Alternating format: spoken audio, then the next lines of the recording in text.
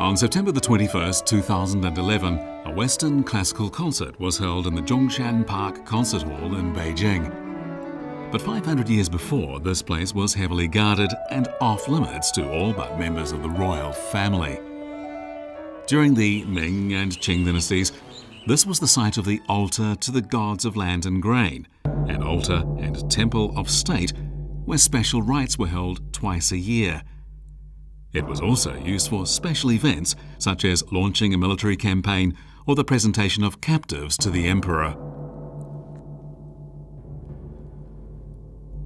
On the appointed day of the rite, either in spring or autumn, the emperor would come here 1 hour earlier before sunrise.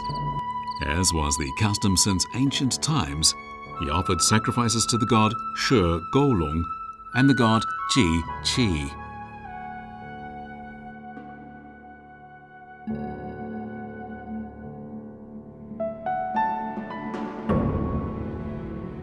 The ancient Chinese believed that She and Ji, land and grain, were fundamental to human as well as a nation's survival, and that's why they become a synonym for nation or state.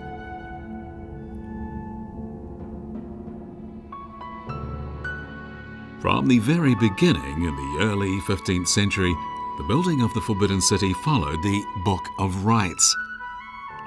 This book stipulates the exact location where the altar honoring the gods of land and grain should be built.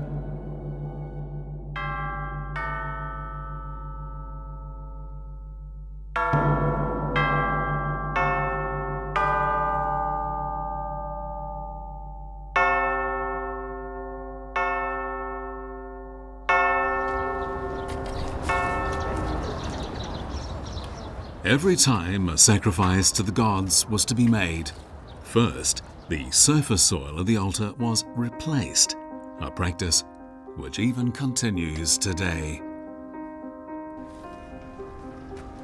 Every year, in the 2nd and 8th lunar months, workers turn over the soil and level it out.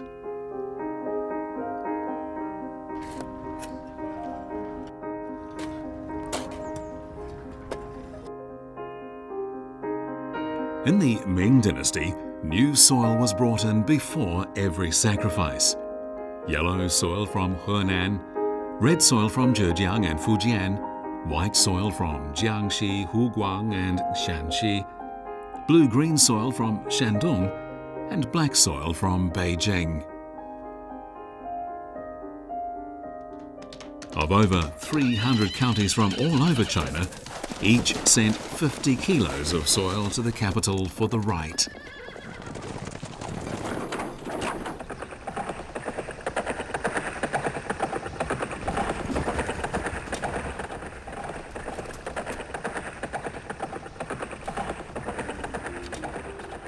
The 5 different soils were a symbol of the realm of dominion under the Son of Heaven.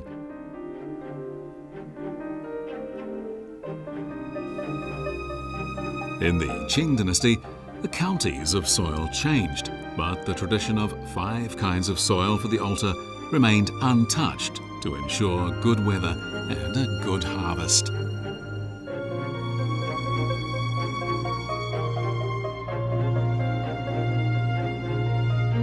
The ancient Chinese revered nature and worshipped it for thousands of years, but this practice could not keep the feudal dynasties in power forever. The last sacrifice to the gods of land and grain was held here in the autumn of 1911. The sacred nature of the site was gradually forgotten, and the solemn music of the ceremony was never played here again. Nowadays, people come here for pleasure and relaxation, or for a piece of music from a different land.